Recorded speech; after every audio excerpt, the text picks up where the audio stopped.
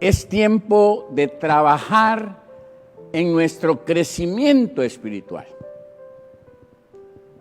Y mientras caminamos con el Señor y mientras crecemos en la fe y en el conocimiento de nuestro Señor Jesucristo, una de las cosas que podemos hacer es comenzar a crecer internamente. Internamente. Por eso el día de hoy quiero llamar la atención de ustedes a liberarnos de los remordimientos. Algunos me van a decir, pastor, pero yo ya tengo tiempo de ser cristiano y ser cristiana y conozco al Señor y he caminado con Él. Revise un poquito su vida interior y vea si dentro de usted hay algo que en el pasado le hizo caer de la gracia de Dios, tomar una mala decisión, desperdiciar el tiempo, dañar a otros o dañarnos a nosotros mismos. Miren, quedó allí como rezago un poco de remordimiento. Pude haber hecho algo más por mi hermano, por mi hermana, que ya se nos adelantó en esta pandemia. Pude haber ayudado a otra persona, pude haber hecho esto, hacer lo otro. Y comenzamos a experimentar ese remordimiento por algo que hayamos hecho o que hayamos dejado de hacer. ¿Por qué razón? Porque cuando hacemos una acción que no es la adecuada delante del Señor, va a activar nuestra conciencia y eso va a permitir que quede allí ese sentimiento que puede ser tan negativo que no nos permite crecer. Por lo tanto, hoy vamos a hablar un poquito acerca de liberarnos de los remordimientos. Y la palabra de Dios en Salmo capítulo 32, versículo 1, nos da una esperanza maravillosa. Dice, dichoso aquel a quien se le perdona sus transgresiones, a quien se le borran sus pecados. Nota usted que la palabra primera es dichoso. Feliz, muy feliz es el hombre que no tiene remordimientos. Y esta mañana quiero hablarle de tres cosas en cuanto al remordimiento. La primera cosa es lo que generalmente nosotros hacemos con los remordimientos. La segunda cosa es lo que deberíamos hacer.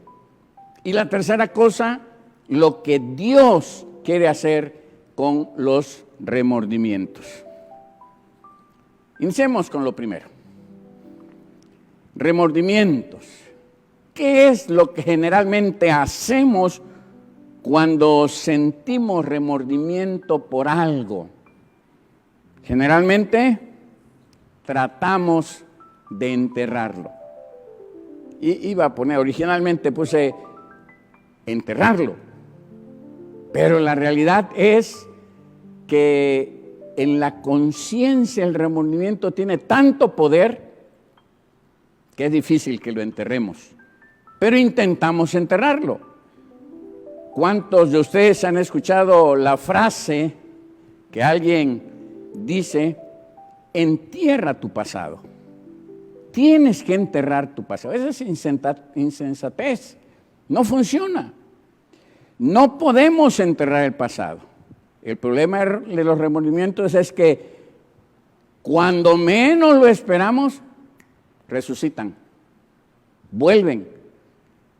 No se puede enterrar el pasado. David comparte su propia experiencia y en el capítulo 19, versículo 2 de Salmos, él dice, un día comparte al otro la noticia, una noche a la otra se lo hace saber. Si esto sucede en cuanto a lo que Dios ha creado, tenemos que decir nosotros que esos puntos débiles, esas fallas, esos remordimientos, esos secretos, esas acciones que solamente nosotros sentimos en nuestro interior, a veces los queremos enterrar pero surgen como noticias en el momento cuando menos queremos que lleguen a nuestra vida. No es fácil enterrarlos. ¿Qué otra cosa hacemos con los remordimientos? Es muy parecido a lo que hacemos con la preocupación. Minimizamos el evento. No es tan grande lo que hice, no es tan malo. Y si no es tan grande y no es tan malo lo que sucedió o lo que dejaste de hacer, ¿por qué lo recuerdas?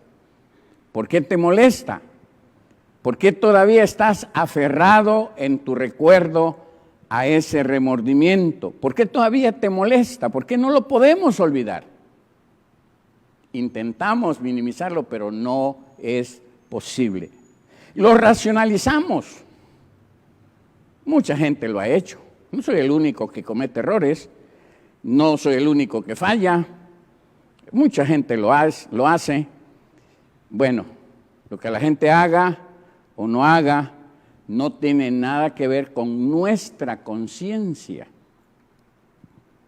Lo importante no es lo que los demás hagan o dejen de hacer. Lo importante es lo que nosotros hacemos o dejamos de hacer. Cuando las personas sienten remordimiento, se sienten culpables por algo, se vuelven muy filosóficos.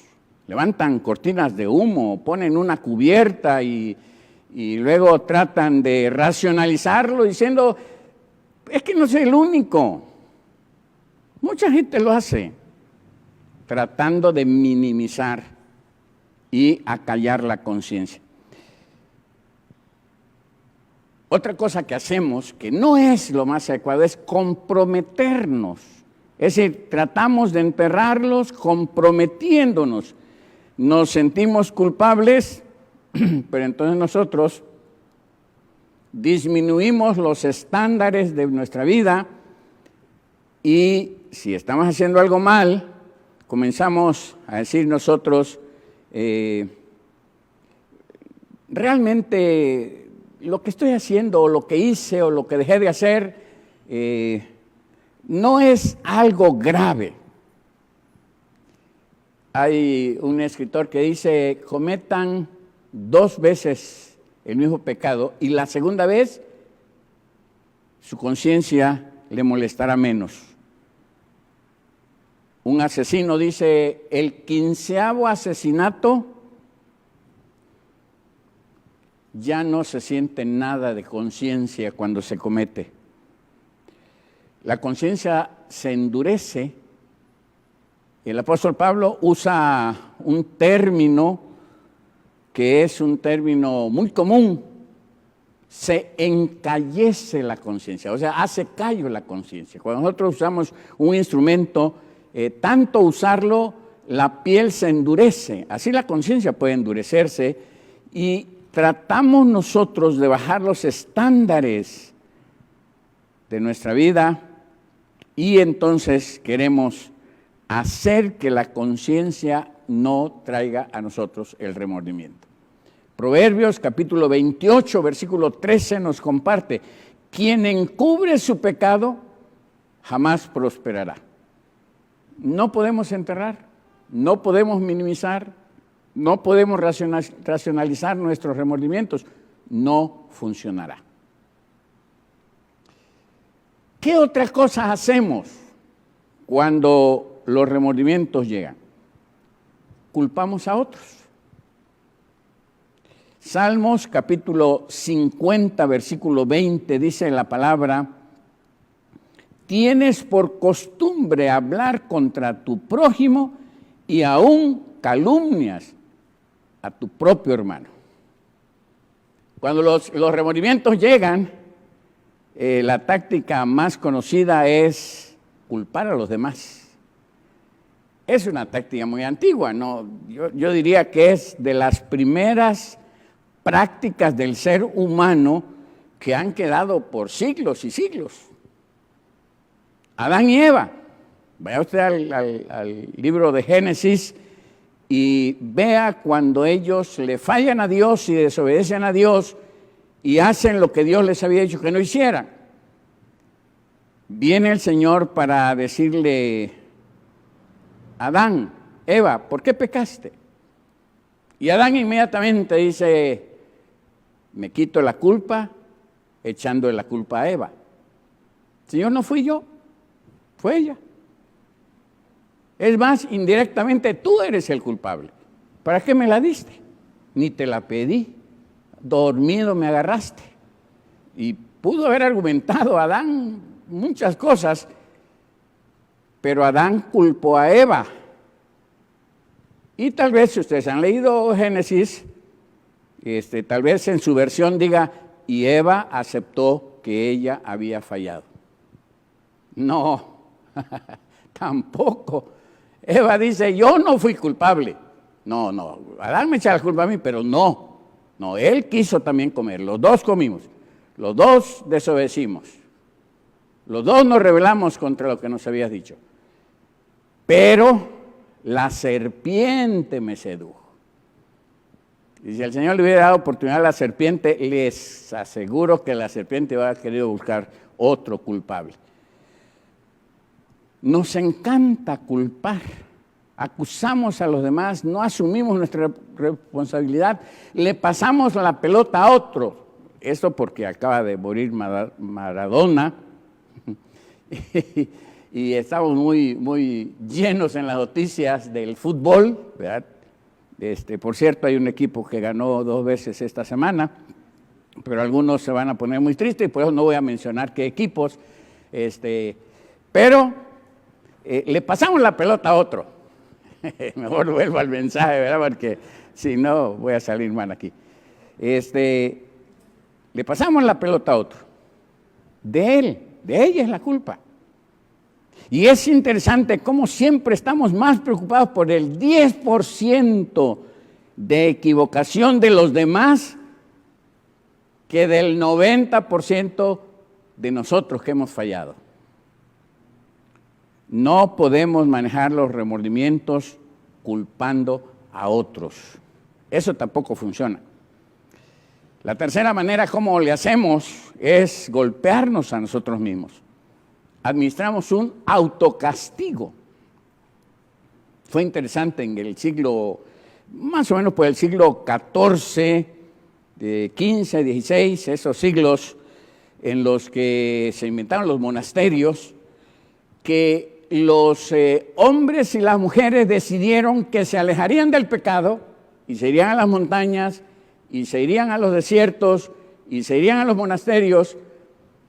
Y los hombres dijeron, no podemos vivir aquí en la ciudad viendo a las hijas de Eva, que no son una tentación para nosotros. Y entonces los hombres se fueron al monasterio, pero en el monasterio se olvidaron de algo, que a las hijas de Eva se las llevaban en la mente.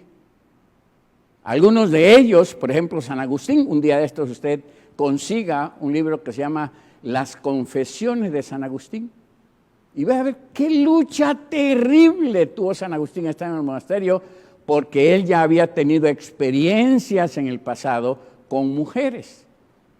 Entonces se llevaron a las hijas de Eva en la mente, y estando en el monasterio y estando alejado de las hijas de Eva, todavía tenían tentaciones. Entonces inventaron los autocastigos. Hacían un látigo, se ponían frente a un crucifijo y en una celda pequeña se golpeaban, se latigaban. Es una práctica que cada Semana Santa vemos en algunas partes de nuestro país. Golpearnos a nosotros mismos para acallar el remordimiento. Nos condenamos a nosotros mismos, nos criticamos a nosotros mismos, nos regañamos a nosotros mismos. Y decimos, nunca debí haberlo hecho. Nunca debí haber hecho eso. Y nos condenamos. Instintivamente tratamos de pagar por nuestros propios remordimientos. El Salmo 38 refleja la experiencia de David cuando a partir del versículo 4, Salmo 38, 4 al 8, dice, mis maldades me abruman, son una carga demasiado pesada. por causa de mi insensatez, mis llagas hieden y supuran. Estoy agobiado, del todo abatido. Todo el día ando acongojado, estoy ardiendo de fiebre, no hay nada sano en mi cuerpo, me siento débil, completamente deshecho, mi corazón gime angustiado. David había cometido adulterio y asesinato y se sentía miserable. Y comienza a pagar el precio de su mala acción y de su pecado, castigándose a sí mismo, golpeándose a sí mismo. No soy bueno, soy malo. Y comienza a golpearse a sí mismo. Hay varias formas como castigarse. Por ejemplo, algunos no se castigan recriminándose o regañándose, pero lo hacen a través de la enfermedad. Se sienten enfermos o fingen estar enfermos o se autosugestionan que están enfermos. La depresión es otra forma de autocastigo. Ya mencioné el regañarnos a nosotros mismos por un error del pasado.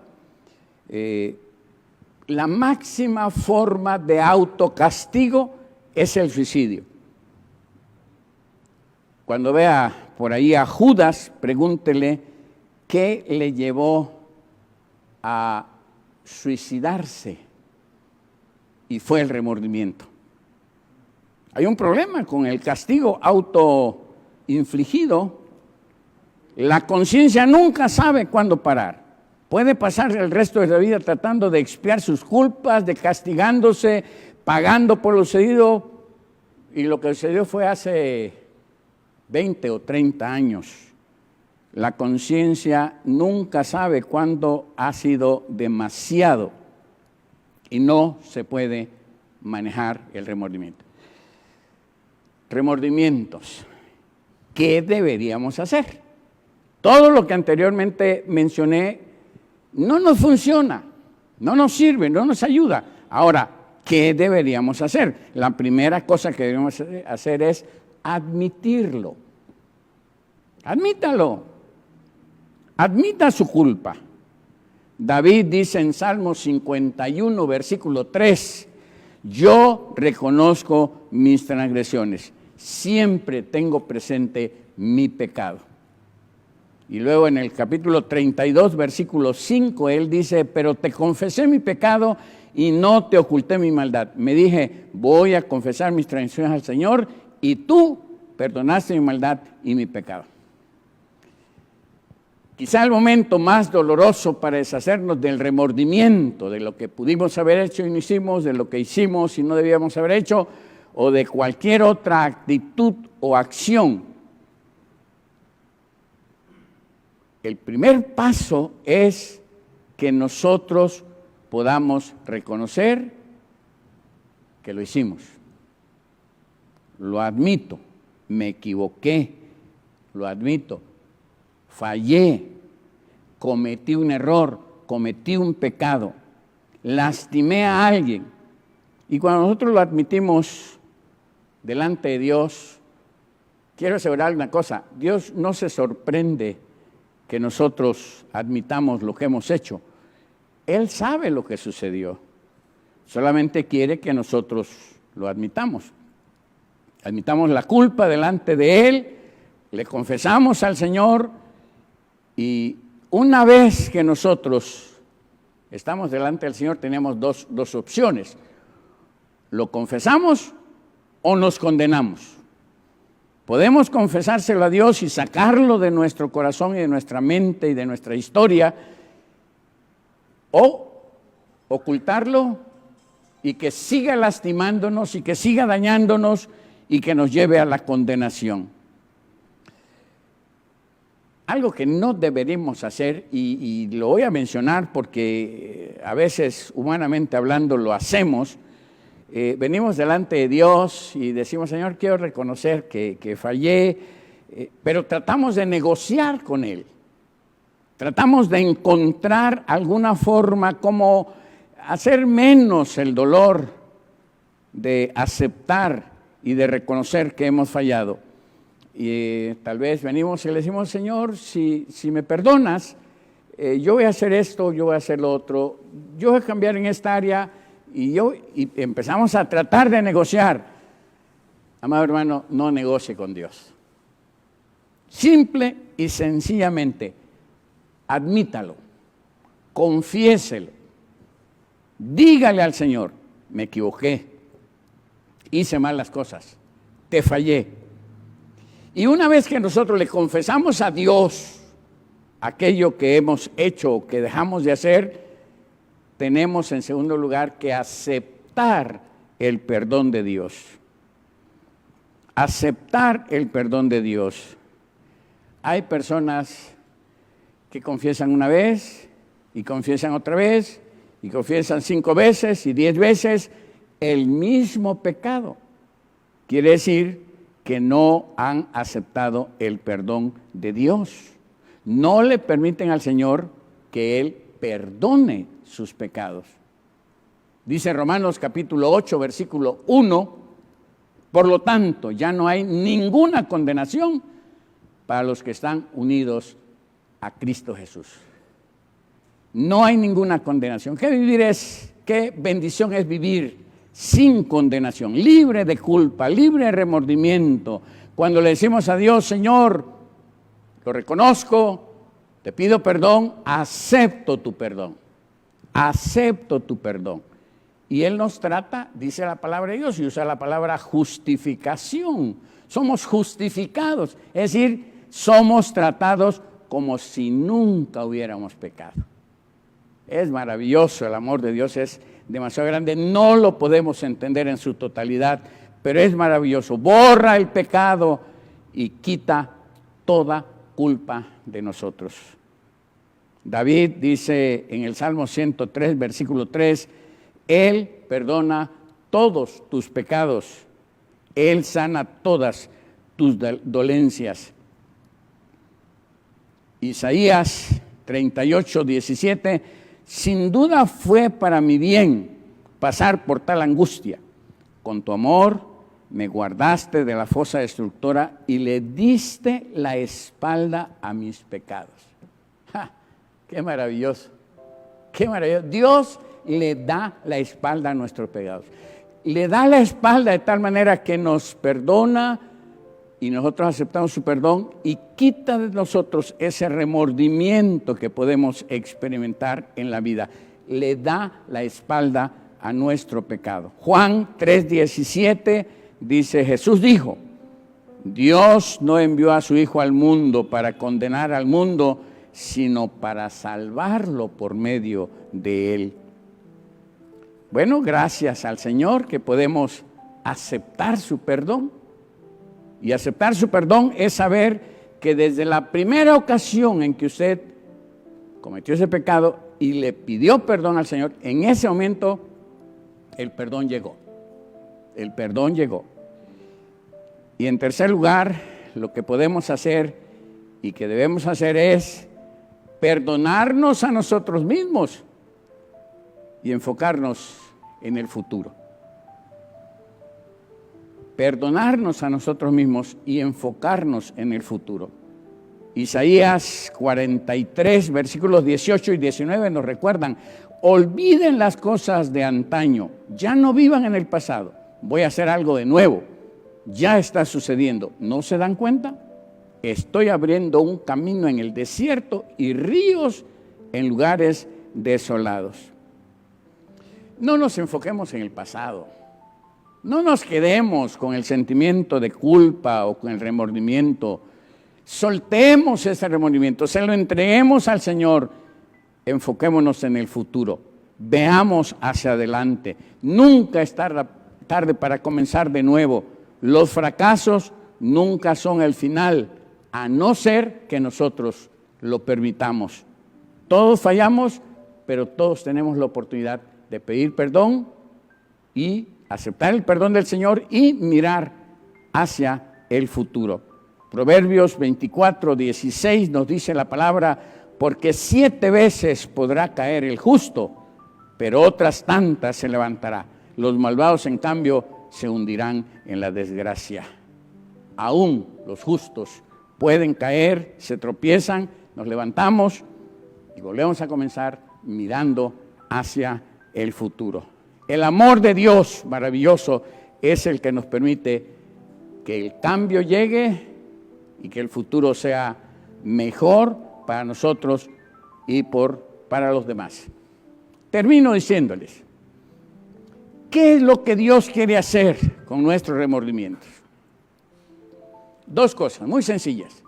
Lo que Dios quiere hacer, dice la palabra del Señor, es limpiar nuestra conciencia de remordimientos. Isaías 1:18, vengan, pongamos las cosas en claro, dice el Señor. Son sus pecados como escarlata, quedarán blancos como la nieve. Son rojos como la púrpura, quedarán como la lana. Es decir, el Señor nos llama y nos dice, vengan y hagamos cuentas, estemos a cuentas.